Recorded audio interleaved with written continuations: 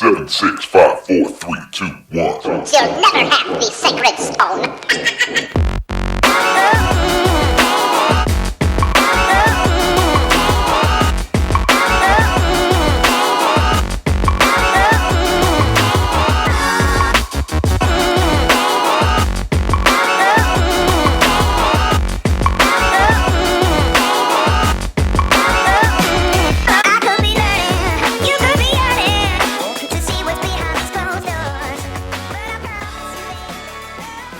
Edition of the Vegas Squares podcast, and we are back post NFL draft.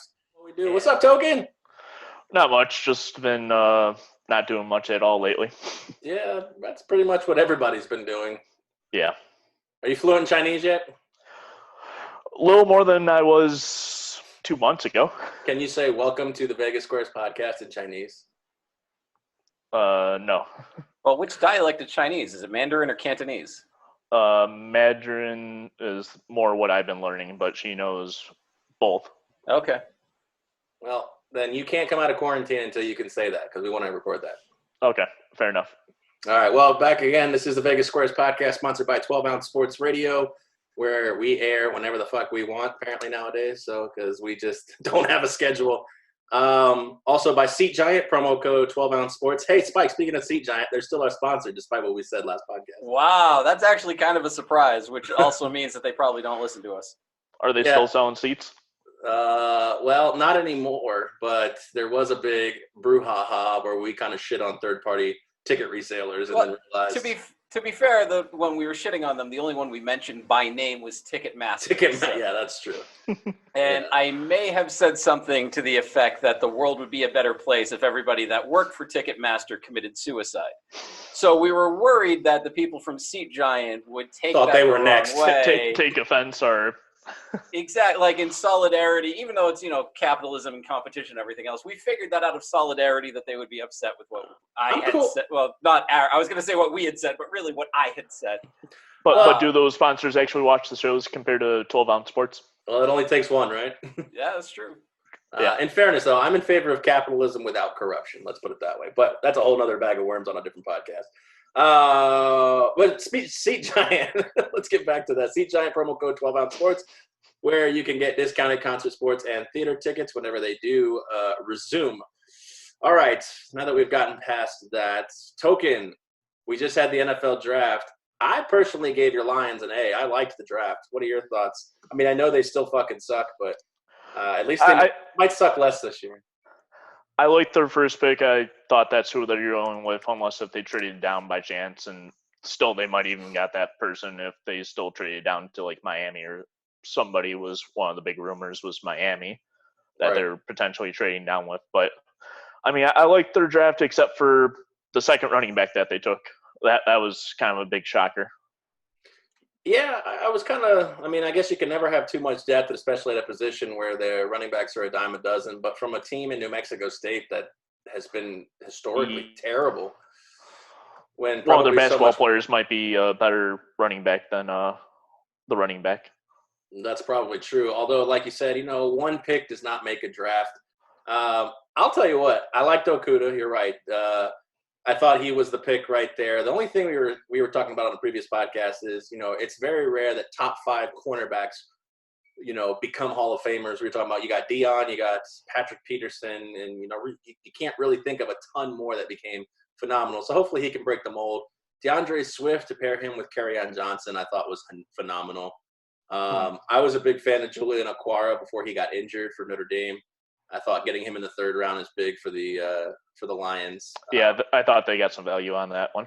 And then Quintez Cephas. Not a lot of people watch Wisconsin football because Jack Cohn was a pretty terrible quarterback. But whenever he did throw good, Cephas was on the receiving end of that. That guy might be a pretty good slot receiver for you guys with Galladay and Jones. And then, of course, you drafted a guy with penis in his last name. I mean, how can you go wrong with that? Not difficult going wrong with that, but is it Penisini or Penisini? Because it's got to be Penisini. I want it. I want that jersey. It might be the only Lions jersey that you might have. Actually, according to CBS, he got an A grade. Nobody else got higher than an A-. So technically, according to CBS, he was your best pick. So fair enough. Now Patricia must have had Penisini on the mind. So something like that. Anyways, Spike, what do you think about the Patriots draft? Obviously, you predicted that they would trade out of the first round. I didn't want them to take Jordan Love either, and I didn't see anything at the first round that was worth, taking. But they didn't take Jake Fromm like we thought. Yeah, so obviously that means they're rolling with Stidham and Hoyer as the 1-2 punch this year. Maybe they pick up somebody that went undrafted, or they find a way to get another quarterback on this roster, because it did sound like Belichick and Caserio wanted to have a 3-quarterback system, at least going into training camp.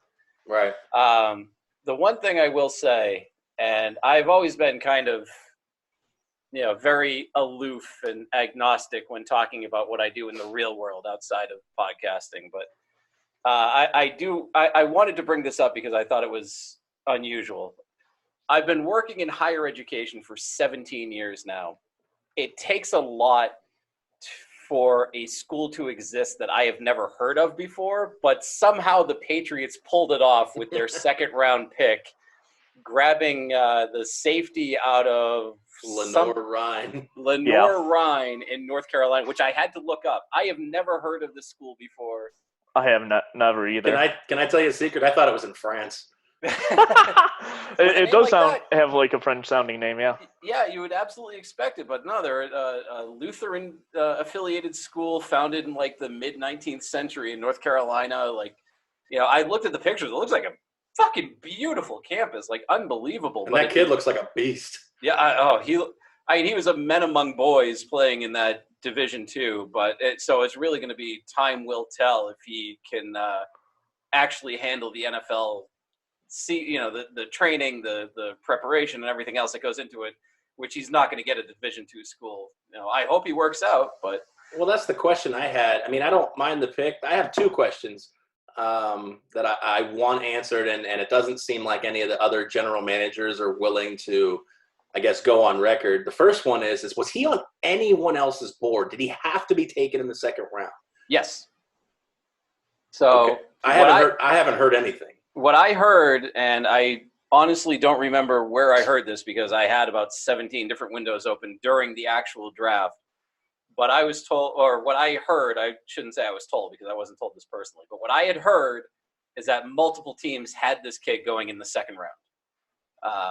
Whether or not the Patriots needed to get him that early in the second round, I don't know, because I don't know what the other teams were. I don't know where they were picking, et cetera, and so on. Didn't they trade up for that? They traded that up for that pick, too. Well, no, that was the pick that they got in trading out of the first round. Oh, that's right. You're right. So it was really like 5th pick in the second round compared to the 23rd. So it was really just dropping back about a dozen spots or so to get him where they got him. But no, interesting pick. Looks, absolute beast of a human being. Plays in the secondary, built like a linebacker, quick as hell. 6 punt return touchdowns in college, although you could probably discount that just based on the competition he was playing against. But I'm excited to see what he can do. My only problem with the pick is that I think New England's secondary is probably the one spot that's deep enough that they didn't actually need to draft anybody in that position. Yeah, I mean, the only question is how long are the McCourties going to be around? Other than that, you're right. They probably could have addressed other needs that, I mean, maybe despite the fact that every single New England Patriots fan thinks that quarterback's a need, maybe Bill Belichick doesn't. Maybe he knows something about Stidham. I mean, we've never heard of Jimmy Garoppolo before he started, things like that. True. So, again, it's the 20-year in Bill Belichick we trust. The follow-up question I have for that is because CBS Sports gave that pick an A-, and every other pick that they have on this board is at least a B- or below. Yeah. So if CBS Sports thought that they had a bad draft, are they only ranking this Kyle Duggar an A based on the fact that, Bill Belichick took him in the second round. He must be good. No, I think it has to do with the kid is legitimately I don't want to say high risk because I don't think he's high risk. I think he's got the body type. I think he's got the potential. I think he can be an NFL starter. Whether or not they needed to take him that high, I don't know. Right, and that's what I'm saying. If they technically reached for him, then I've seen a lot of situations where I've read, and I've actually done some searching in the last couple of days where Belichick will reach for a pick that doesn't pan out now that I can see the future, and he gets grades. He gets graded higher based on what he's done just as Bill Belichick. And I mean, it doesn't hurt my feelings, but I feel like, what if Jordan Love pans out to be, the next Aaron Rodgers, a Hall of Famer who wins a Super Bowl, blah, blah, blah, blah, blah. He got an F on his pick. I don't like the pick either. Point being is that he gets an F, and that guy could pan out to be, look at Lawrence Maroney. I looked back at the Lawrence Maroney pick. Lawrence Maroney pick was a B+. That I've been racking my brain trying to think of that dude's name. It's been bugging me for 3 days now. He got a B+ just for the. I don't know. The guy flamed out in 2 years. I mean, yeah. So, I think Bill Belichick's getting the benefit of the doubt, and maybe rightfully so. But the fact that he's been able to turn Malcolm Butler. I mean, you name it. I don't have the list off the top of my head, but I mean these unknown guys. So I guess I'm just trying to step inside of the mind of this person making these grades and think, well, if Bill Belichick took him, I got to give him an A. I don't know. I hope obviously Kyle Duggar pans out and Josh Uche. Those were the 2 highest grades that they got for all their picks. They gave the kicker an F, which we'll talk about that here in a second. That's not surprising. Uche, I think I think Uche has more potential to stay as an NFLer than the Kyle, what's it, Duggar? Duggar, yeah. Than Kyle Duggar does. But I think Duggar can, if Duggar conforms to the NFL way of life, conforms to the training, the regimen, this, that, and the other thing, which he wouldn't have gotten. If he can handle that kind of regimen, I think he's going to be another long-term NFLer. But no, I think you're absolutely right, Aaron, which pains me to say. But I think that I'm absolutely right, or that you're what you're about to say. Yeah, no, that you're right about something. I think that there are, and this is true around Boston as well, is that there are a lot of people that don't like Bill Belichick as a GM. In fact, my dad has been screaming for about 5 years now to take the draft and the GM responsibilities away. Tell him to take a breath. Well, if you look at his history of reaching up to get players, which he does in every draft, almost none of them make the team. The number of first and second round picks that he has used to reach he's basically 0 for whatever it is on guys actually making the team and making an impact. The guys that are considered like good citizen types or flexible or versatile, or the types of players that Belichick loves that can play special teams, this, that, and the other thing. He's about 50-50. So when Belichick wins games, it's through coaching, it's through Tom Brady, and it's through free agency. He doesn't perform well in the draft. And it's really hard to think about the numbers of players that he has drafted. Like, you can point to Edelman, you can point to Gronkowski, you can point to, obviously, Brady.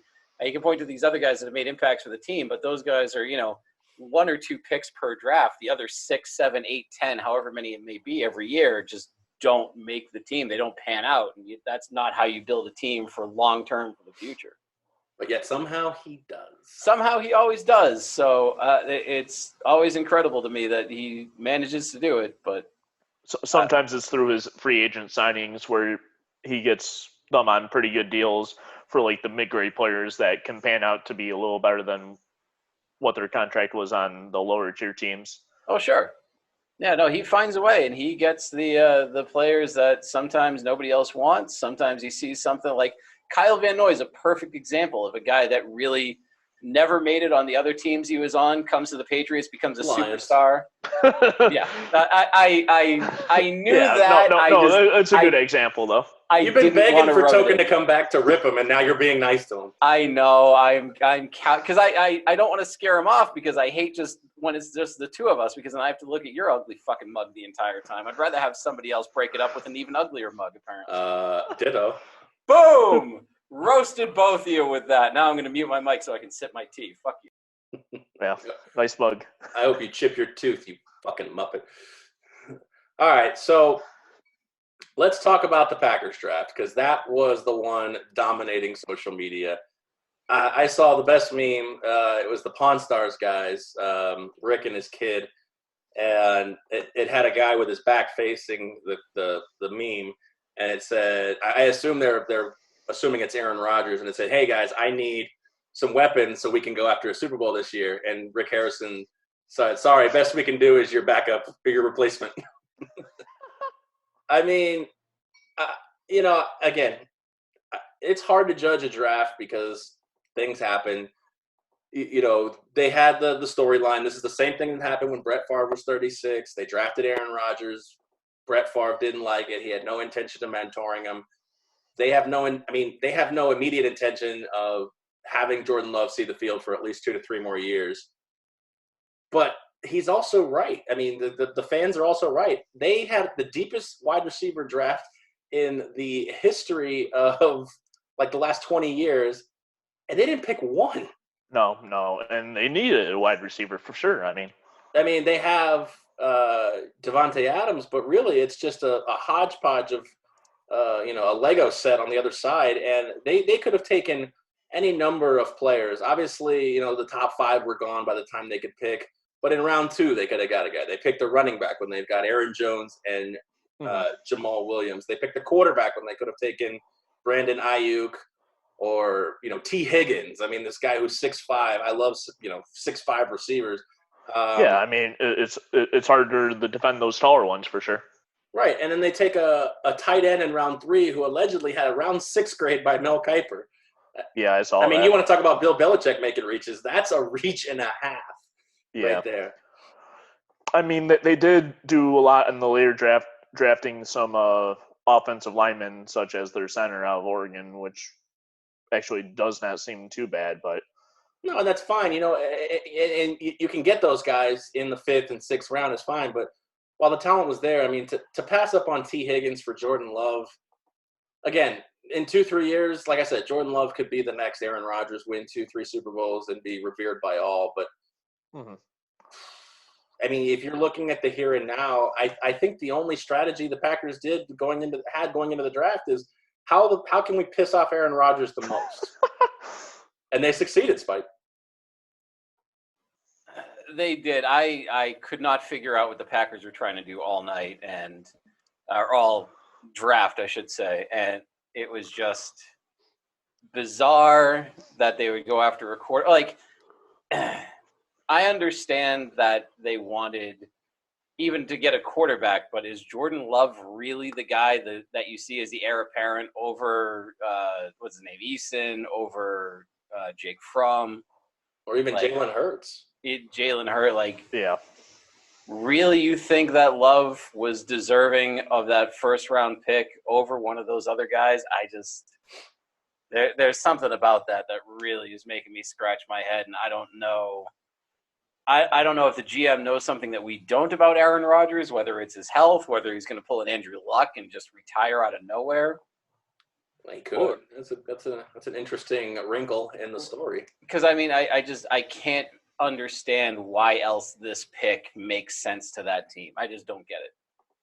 I don't think anybody else gets it either. The other pick that I wanted to harp on, because this is a guy I've actually watched in college, because I did try to watch a few of these games, is A.J. Dillon out of BC, which I know that Green Bay has running backs and he is going to be in competition for that spot. But what I saw out of Dillon was unbelievable. I mean, he's a great running back. Don't get me wrong. BC doesn't have the best record when it comes to producing big talent. So to say that he set the school rushing record for yards and touchdowns, this, that, and the other thing, it's not that big of an achievement. It would be obviously BC's history when it comes to those types of players isn't stellar, but it's still an impressive stat. And the fact that this kid's got talent, he's obviously smart. BC is a fantastic school, even though they fucking waitlisted me. So fuck you, BC. But these are smart move, BC. I'm still bitter about that 20 some odd years later, especially because I went to a Catholic high school that was basically a feeder into BC. They still fucking waitlisted me.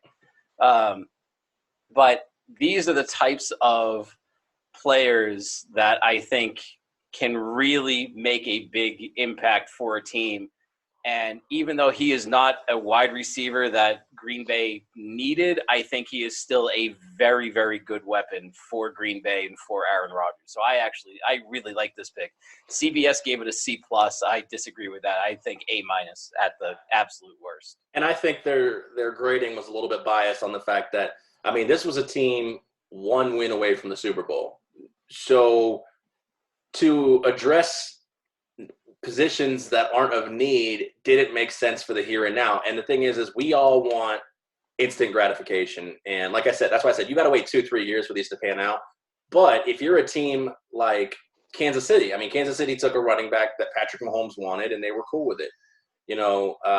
San Francisco grabbed a wide receiver. They grabbed positions of need. I mean, Damian Williams was fine last year, but adding Damian Williams and now Clyde Edwards-Helaire makes the Chiefs stronger.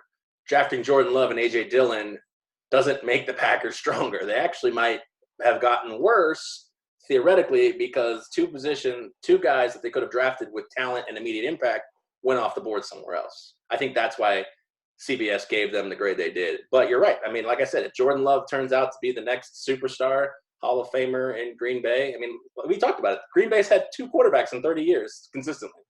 I understand some have played through the various injuries, but 2 consistent quarterbacks in 30 years, I mean, I'll tend to give Green Bay the benefit of the doubt. My reasoning for not loving the pick is because I didn't like Jordan Love to begin with. I know he was linked to the Patriots a lot. I don't like him to begin with. Not him the person, but him the player. And then to take him when T. Higgins or a better, immediate need was right there. You got to be happy being a Lions fan, but, I mean, it just doesn't make sense. I think it's why it's getting shit on so much. Yeah, I mean, I agree with you. I thought Fromm was a better quarterback as well as compared to Jordan Love, but, I mean, as a Lions fan, I like them doing that and pretty much wasting their first-round pick unless if they think he's going to be the future after Rodgers. But well, right, and if he is the future after Rodgers and he flames out, then they wasted a pick right there. I mean, or they pissed off Rodgers, and you're right. Spike says he might retire. He has enough pull to force a trade. I don't know if he would do that. If he cares about his legacy, I don't think he would do that. Unlikely, but I mean, because I don't see Aaron Rodgers really starting over at 6 or 7 right now. Yeah, especially with Tom Brady. Yeah, Tom Brady. I don't know. Tom Brady didn't necessarily get forced out though, and they didn't draft his replacement. They drafted Garoppolo when they traded him. There was no one there. He had a blank check from Kraft. Like they didn't draft the Patriots didn't draft Jordan Love and be like, hey Tom, thanks for the memories, Yeah. Tom left voluntarily. I don't know. Could you see what Rodgers would do? What Favre maybe did, kind of like go off and come back. That's the question. If I don't remember too much about how high of a level Favre was playing before the Packers got rid of him. But if Aaron Rodgers is continuing to appear in NFC championships or better in the next 2 or 3 years, I mean, when do you put Jordan Love on the field?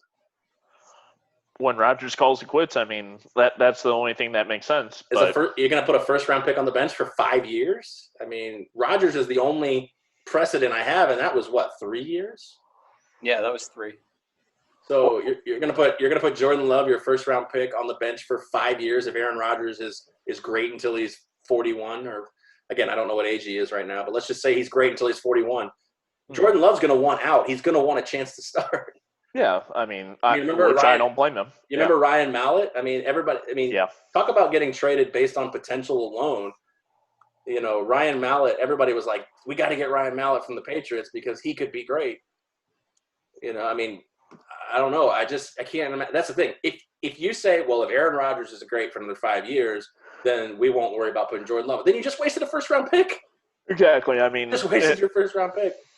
And they probably could have gotten a decent quarterback late in the second round. If they really wanted somebody, they could have probably even traded up from one of their picks for sure. Yeah, I mean, also another curiosity is if Jordan Love's not picked right there, is he sliding? I mean, like I said, he's been linked to the Patriots. I don't know if based on the draft that Bill Belichick put together, I don't think they would have drafted him there. But I don't know. Like you said, he likes Stidham. I don't know who else was really high on him. The New Orleans Saints seem to love quarterbacks. They're stockpiling the hell out of them. I don't know if you guys saw. Oh, hell yeah. They signed Jameis Winston. Crazy. And after what, extending Hill? Yeah, they gave Hill a 2-year, $21 million deal. So now they have Drew Brees, Jameis Winston for 1 year, Taysom Hill for another 2 years, and they just drafted a quarterback that resembles Taysom Hill in Tommy Stevens out of, I think, Indiana. So they got 4 quarterbacks on the roster right now. And, I mean, if they're looking for a Teddy Bridgewater type situation where Drew Brees goes down, it ain't Jameis, dude. I like Jameis. I want the best for him, but Teddy Bridgewater and Jameis Winston are two very different quarterbacks. Yeah, and a lot different styles and demeanors and playability. Throwing the ball to the right team for a start. Yeah, I mean, Jameis threw a lot of touchdowns, but half of them were to the other team. You know, I got to say, I did not expect New Orleans to sign Jameis Winston. I know we laid out over two podcasts, we laid out many different destinations. This had to be huge plus money for him to go to New Orleans. Oh, yeah, for sure, a big long shot. And I'm not surprised that he was signed before Cam Newton as well, though. I am not surprised that he signed before Cam Newton. I would be shocked if Cam Newton is a free agent until June. You'd be shocked if he is? Well, I wouldn't be shocked. I think I don't think he's gonna have a job till June at the minimum.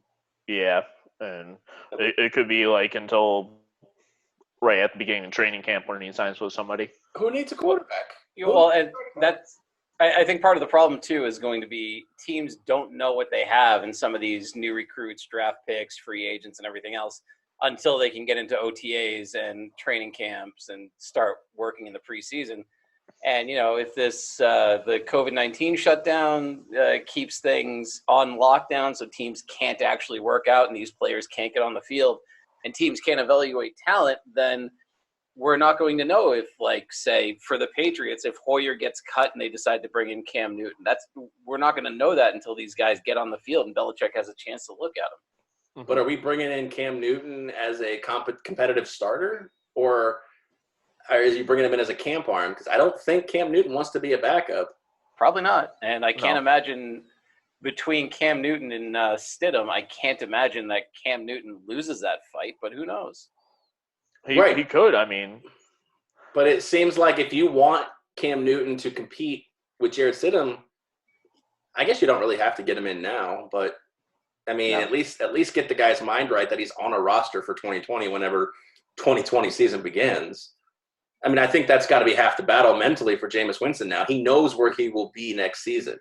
That's got to feel good, at least mentally, for anybody. Oh, sure. Oh, yeah. So, but going back to New Orleans, I mean, Taysom Hill, all he said is, I want to be the guy when Drew Brees hangs it up. I mean, this guy's older than Jameis Winston, and he's thrown no touchdowns. I think he's thrown a total of 119 career passing yards. Mm-hmm.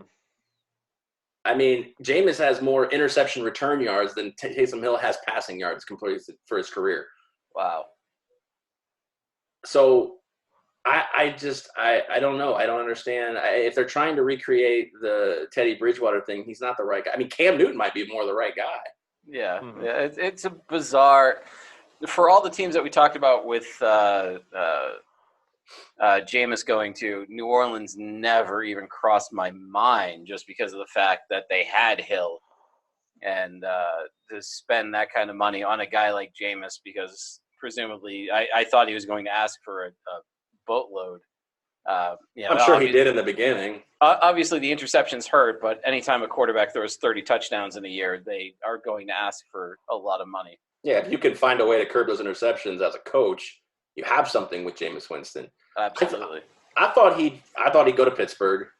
I thought maybe he'd, find a team like Miami who could get rid of Fitzpatrick, or find a team where he could either be a potential starter or be a backup for a guy who could go down in an instant and reset his market.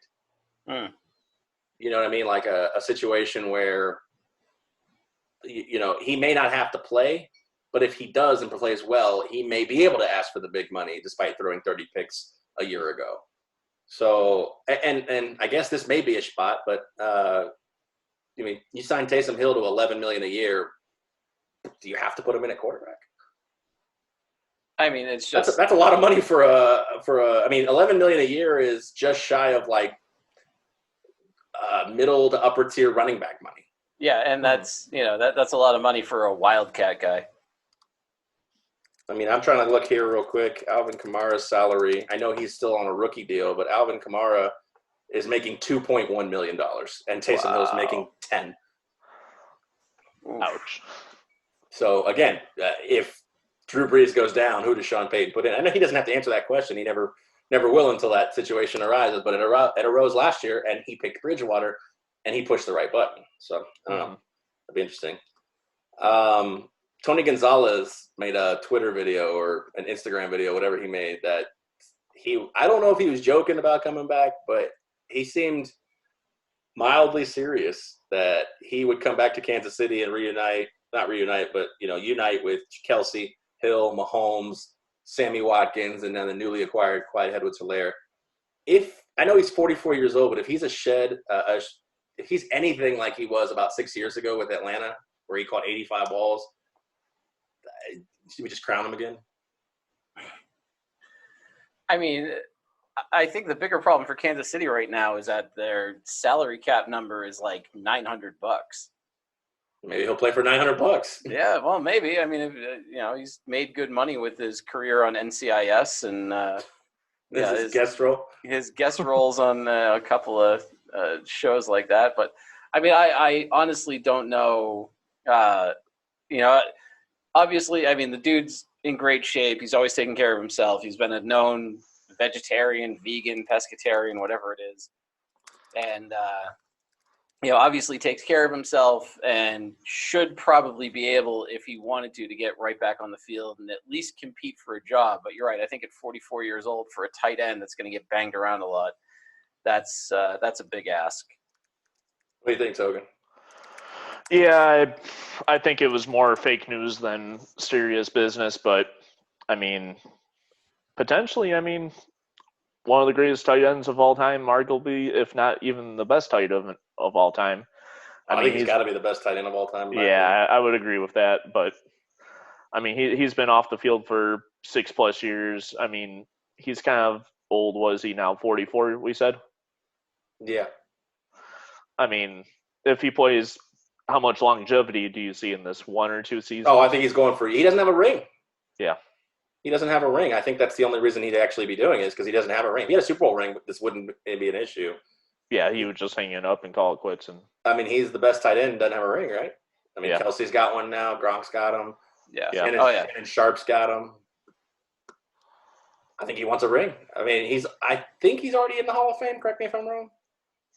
Did he get in? Oh, I think he was voted in, yeah. So I think it's got to be the ring. That's the only thing that would keep him inspired. I'm hoping it's real. I liked him. He always seemed like kind of a good dude. Yeah, he's in the Hall.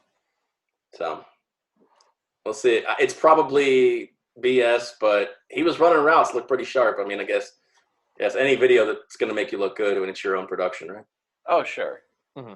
I mean, that definitely helps when you can control the narrative, but it's I'm curious to see if if he's saying that he wants to come back and he only wants to go to Kansas City, then so be it. I'm curious to see if Kansas City is willing to take a flyer on him if they have the salary cap room. I don't think they do.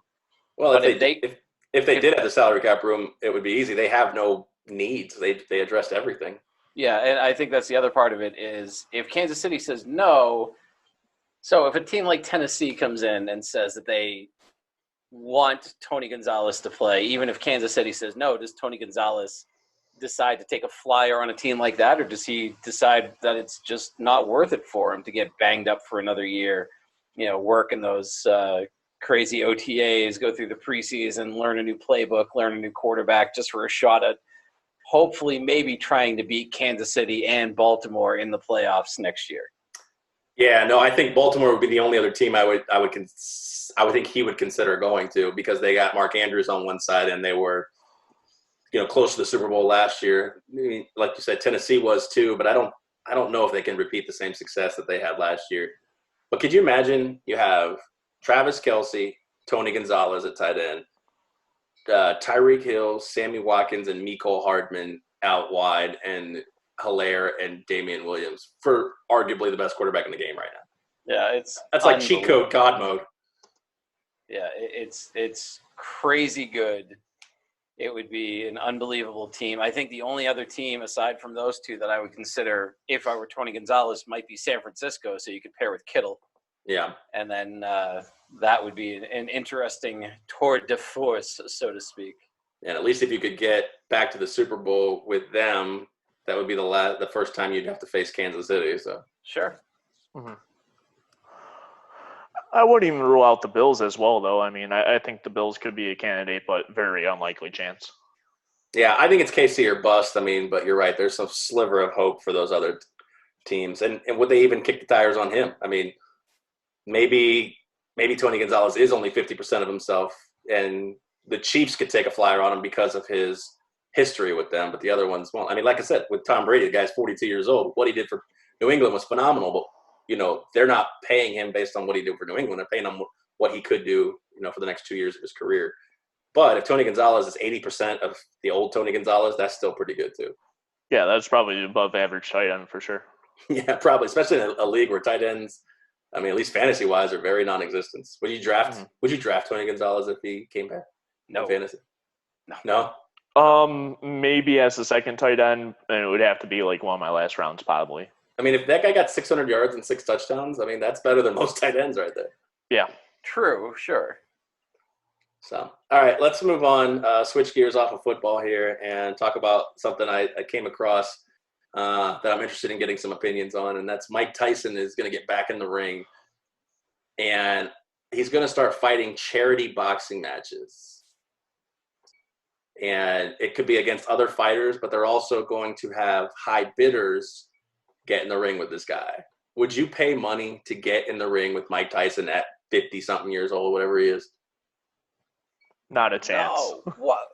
Who is spending money to get punched in the face? Oh, by people with fuck you money all day. Oh, God. No, the guys with fuck you money are doing it so they can do experiences like get shot into space in a car by Elon Musk. Or they're, going to Africa to see crazy safaris and shoot an endangered species. They're not going out there so that they can get hurt themselves. I can't imagine that. They could go to space and die. Well, yeah, but I mean that's a. They could have their head ripped off by a lion. But I mean that's a thrill. That's a risk. That's an adventure. Getting into a ring with Mike Tyson just so he can fucking pummel you was why you can do that for a lot cheaper with the guys that. What's his? Oh God. The joke just fell flat because I can't think of the guy's name that was on TV that accused people. That normally happens. Juicy Smollett. That's the one. I wanted to say UC Saros. I'm like, no, that's the goalie from Nashville. But I mean, you're talking about the thrill seekers. I mean, think about the story you could tell. I got in the ring for 25 seconds with Mike Tyson. Yeah, it cost me $500,000, but I got in the ring for 25 seconds with Mike Tyson. That's a story you tell your kids. Like, I wasn't a boxer, but I stepped in the ring with Mike Tyson. And you know what? If I did that, I would never pay for this. But if I did that and I stepped in the ring, I'm getting one hit. I'm getting one in. Are you? No. But I'm thinking I am. Damn, we'll try. At least now, knowing that I never will, I can say I think I'm getting one in. So what if a guy like, I don't know how to pronounce his name, but the guy that played the Mountain in Game of Thrones, like a big – muscular weightlifter guy gets in the ring and just fucking owns Mike Tyson. Just go big. I mean, Evander Holyfield owned Mike Tyson in his prime. Yeah, all right, fair. Mm-hmm. Oh, I saw a meme with Evander Holyfield that was hilarious. It had a meme of him holding up a surgical mask, and he looking at it, and he's going, "Damn it, fuck you, Mike Tyson," because he can't get it around his ears.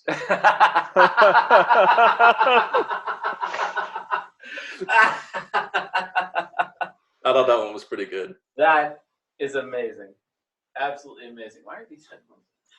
So, Token, if you had fuck you money, would you want the story of telling whoever, your kids, your friends, your future spouse, I was in the ring with Mike Tyson and I lasted, I don't know, whatever, X amount of – I have a feeling Mike Tyson's not going to go as hard on these guys as he did some of the other probably not as hard, but probably still have a few good punches. It depends how much of the percentage of the fuck you money that was said. So, well, it says it's going to charity, but I got to imagine Mike Tyson isn't stepping in the ring for free. No, the guy's got a $30,000 a month weed habit. So, yeah. Well, I mean, the good thing for Mike Tyson, we can get into the nitty gritty of this, but I'm sure that there's a tax write-off benefit for him doing this kind of thing. So it is probably, even if he doesn't pocket any money, he's probably getting or able to keep a lot more of his salary than he would otherwise. Yeah. I don't know. I might jump in if I had that kind of money. Like you said, the thrill of going to space, you can die just as easily. I mean, we've seen spaceships blow up. And, I mean, if you watch The Hangover, Tyson still got it. That was, 15 years ago, 10 years ago? Yeah, was it that long ago? Holy shit. It was a while. It was right around when I was in high school. So is that 10 years? Yeah, that means nothing to me because I have no idea how old you are. Yeah, I mean, you look like you're deploying tomorrow. Yeah, I mean, I think even as a person who's never going to have the money to get in the ring, these might be cool just to watch. I wonder if they're going to set up some kind of pay-per-view program to watch a 50-something-year-old Mike Tyson fight. I mean, like, again, it says he's going to fight some, other fighters probably, I would assume, past their prime. Mm-hmm. But at the same time, I mean, say like Richard Branson gets in the ring with this guy. I don't know. I don't know a lot of rich people, but mm-hmm. Let's say Elon Musk. You brought up Elon Musk. Let's say Elon Musk has the stones to get in the ring with Mike Tyson. Do you think he's going to die?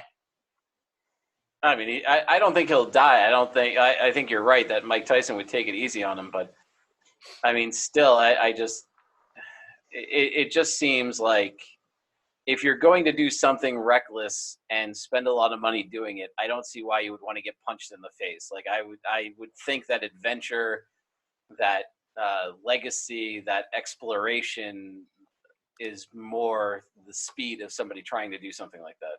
Does he still live here? What was that? Does he still live here in Vegas? Tyson, as far as I know, yeah. Yeah, as far as I know, too. Hangover came out in 2009. So 11 years ago? Yeah. Or 10 years ago, whatever. God, we're getting old. Yeah. Yeah, no shit. Oh, I know you. I can see the silver in your beard there. Although I found a few the other day too. So I'm on day 27 of not shaving. I shaved like immediately in the quarantine, and it's longer than it looks, but it's out to like here. Oh, okay. A little patchy, but that's getting a little bit of length for you. Yeah, it's got a little bit of length. Mm. So I don't know. Like I said, I'm not deploying tomorrow like you, Tobin. Fair enough. He looks 10 years younger from the last time I seen him. I've been getting some exercise walking around the neighborhood and stuff like that. Yeah, I mean, you disappeared on us. Now that we got Zoom, you have no excuse. You can sit on your couch and eat Cheetos. Exactly. And all your gas station foods. Yeah. How many times have you been to the gas station to buy shit? None. Wow, I don't buy it. Really? The only thing I get. How many times you cooked? Probably about a dozen. Okay. Not including oatmeal. Not including oatmeal. I cook a mean cereal. No, I cook oatmeal almost every morning. Yeah, wow. Oatmeal's not cooking. You mix it and you put it in the microwave. No, I cook steel oats. You go oatmeal the long way? Who does that? You're not even from the South. I like it. I like it like that. You're not even from the South and you cook oatmeal the long way. Tastes better that way. All right. Well, enough about Tyson. Last topic here before we wrap up. The NBA has announced that in cities and states where COVID measures will be loosened or removed, that they're going to allow those NBA franchises to begin working out at the practice facility. Are you okay with that? I mean, what? Yeah, I'm not. I think that for the teams that don't get that opportunity, it gives them a significant disadvantage if their states are still under stay-at-home or lockdown orders, allowing certain teams to be able to work out and practice and start building a rapport with their teammates, and other teams are not able to get in that same rhythm, then I think that puts them at a huge disadvantage.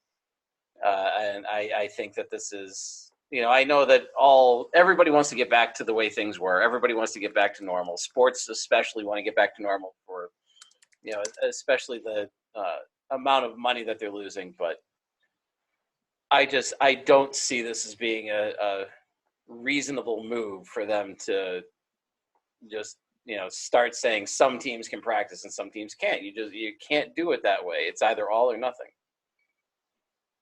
Yeah, I mean, you're right.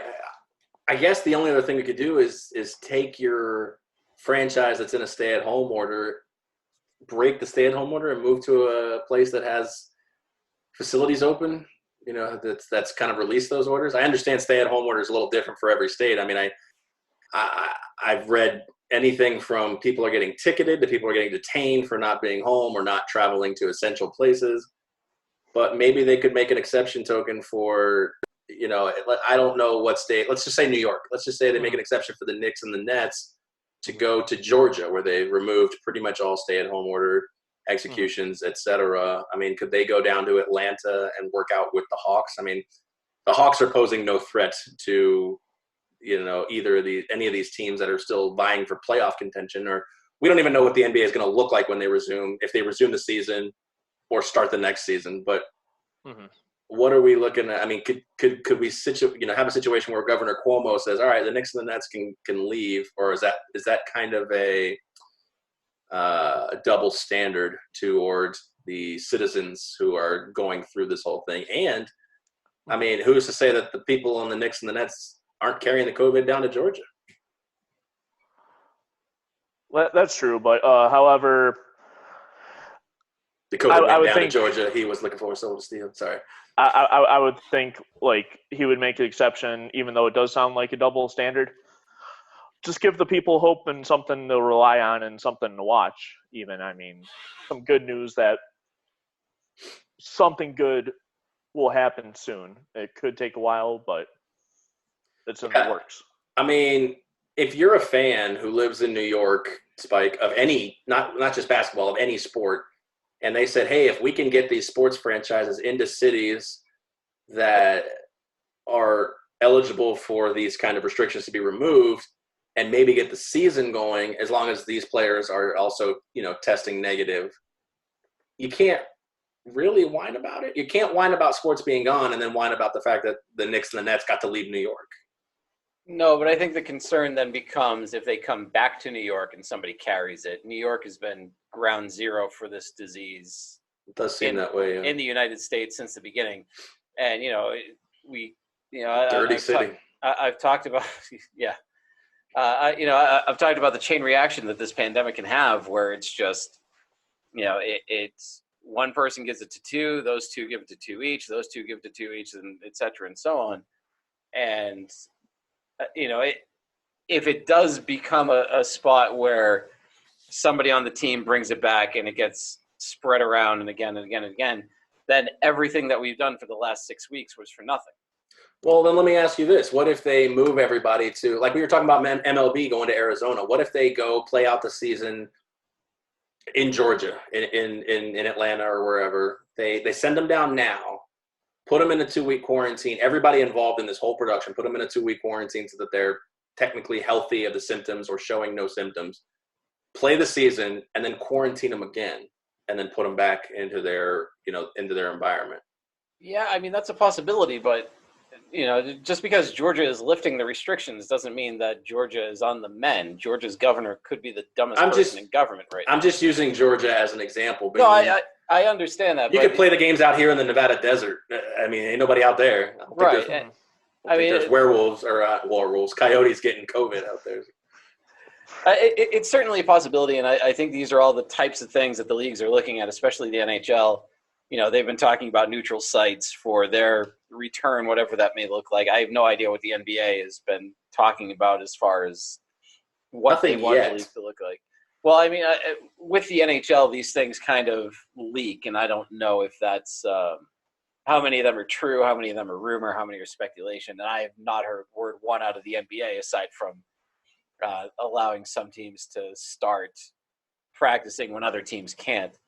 But I think you're right. I think if they are going to allow teams to start practicing, they could do something like what you laid out, where they pick a handful of sites, send everybody there now, quarantine them for 2 weeks, let them warm up, let them practice, let them get into the groove, and then they play on neutral sites in front of no fans and finish out the season that way. Well, and I know this sounds selfish, Token, but I'm more worried about finishing the current seasons in progress than starting new seasons for all the sports. I mean, if the NFL doesn't get started until November, okay, no big deal.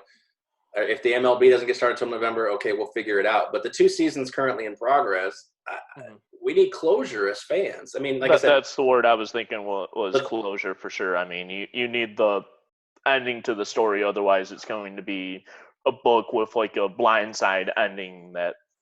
Yeah, and the NBA is one of the more progressive leagues out of all four. I think if anybody, Adam Silver would actually be the one to take a stand and say, hey, look, we're going to try to at least get this season finished. But he could look at the other direction and say, look, we're not worried about finishing the season until everything's clear. They could go one of two ways. I look at the NHL. I mean, they have a chance here, and it could backfire, but I don't see it. They have a chance here to take this mentality, at least this idea that I have of getting people to a neutral site, quarantining it, or starting the playoffs, finishing this season in a matter of, the next month or two. And if they're the only thing, we talked about this, Spike, with the UFC, TV share. If they're the only thing on, people are going to watch hockey. They have a massive opportunity. And look, at the end of the day, business is about dollars. Whether we talk about human life, but these sports can't afford to go bankrupt. So I think the NHL has a possibility to. I mean, we already don't like Gary Bettman. How much worse can we boo him? Take your mic off of mute, you dip. Damn it! I forgot I was on mute. Son of a bitch. Sometimes you're better that way. I know. I assume that you would prefer me to stay on mute, but no such luck. I prefer you to stay on audio only. Oh. No, I think you're right. I think you're. I think Are you whatever wearing pants? league. Huh? Are you wearing pants? Gym shorts. Yeah. Close enough. Yeah. Just making sure. Whatever league comes back first, and this maybe is what driving Adam Silver is going to have that audience where essentially the captive audience. That's what the word I'm looking for. So I think they have definitely a chance to be able to get out there, take fans that may not necessarily already be fans of the league, bring them in, and show them a product. And just because they're so starved for live sports, because every ESPN and all the local regular networks are showing games from 10 years ago, 20 years ago, 30 years ago, whatever it may be. It's like ESPN Classic on every channel. Yeah. Well, yeah, especially capitalizing on this Jordan documentary too. If they could somehow get the NBA to sync up with the ending of this Jordan documentary and say, hey, boom, we got live sports back. They could really. I don't know. I'll be the first to say this. If the NBA is the first sport to come back, I still might not watch it. Yeah, I won't. It's just because I have no interest in it. I don't either, but I have such an itch for I have such an itch for live sports. I thought maybe I will watch it if it comes back on, but I don't know if I will. I guess I'll have to figure that out when that time comes. But if the NHL comes back, maybe there's people that won't watch it, but maybe there's people that will. The people who are starved for live sports say, let me take a look at this. Because I didn't like hockey till I was 10 or 11 years old. And the only reason I could watch games, but the minute I started understanding the game is when I kind of fell in love with it. Other than that, if people start watching the game, it's like teaching Vegas all over again. Remember, I know, Spike, you went to those first couple preseasons where they were literally on the Jumbotron explaining all the rules throughout the game.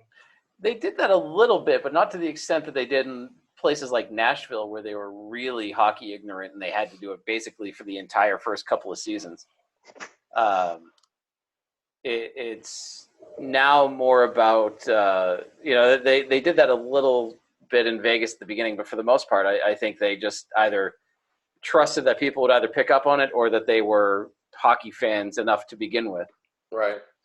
But, I mean, I think hockey's got an opportunity. But like you said, we haven't heard anything out of them. And I don't know if that's for better or for worse, especially if they can find a way to, again, like I said, I think we just need closure to the season.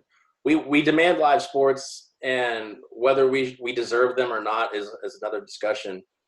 But a lot of people are invested in these seasons, the NBA and the NHL. They have vested interest in them, not only for sports betting purposes, but just for life. Oh, sure. If you never start a season, you don't worry about people's vested interest. But I mean, look at Bruins fans. They're on a mission to avenge the loss last year. You know, the Golden Knights want to get in. Obviously, they're not going to play the Sharks, but the Golden Knights are one of the betting favorites to win it all, you know, and they have a fan base that I wonder in this city if a lot of people are slowly losing interest. I follow those Facebook pages and some of those Reddits, and the amount of content that comes out regularly is way down. Oh, yeah. Mhm. So with the season not going, I wonder if fans, especially in a city like this, I don't want to call it, you know, the fair weather city, but I wonder if interest is being lost in a sport that's already number 4 on the TV ratings. It could be. It very well could be. And maybe just because it's not going on right now, they're not so much into it. There's no information about it. Maybe they lost a little interest on it then. Well, it's like business. Sometimes Yeah. when you forget about a customer, they forget about you. Yeah. No, that's very well. I mean, And getting them back is just as hard and just as, you know, twice as expensive. yeah. It's like every negative review, they'll tell 3 friends, and that drives the stream down and all that. And same situation, but Yeah, I mean, every negative review doesn't usually come with a positive review because people usually only go on when they have something bad to say. But yes. yeah, so I don't know. We'll have to see. I'm curious to see. We're going to have Ken Mulkey of Sinbin.Vegas on our next podcast. So we'll see if he's heard anything from the league. He's obviously a little bit more ear to the grindstone than we are. So I'd be curious with this announcement from the NBA, if maybe the NHL. I mean, who knows? I'd be perfectly fine if they both came back at the same time, if they followed, you know, if the NHL literally piggybacked off the NBA. I mean, who knows? We'll see. So Couldn't be worse for sure. welcome back, Token. Thank you. All right, so that's going to wrap it up. Let's thank the sponsors one more time. First and foremost, 12-ounce sports, and also C Giant promo code 12-ounce sport. Excuse me, C Giant. We can use promo code 12-ounce sports for discounted live concert, theater, and sports tickets, and they might be coming back soon if we get our way. So, If our plan works, then yes, they will be coming back. if they would just listen to this goddamn show. Exactly. Just one time. Put it in Nevada. It's 95 degrees over here. The virus is already dead. Yeah. So, all right, for Spike, for Token Tony, I haven't said that in a while. I am Aaron. Yeah. Appreciate you listening and watching. We will catch you on the next episode.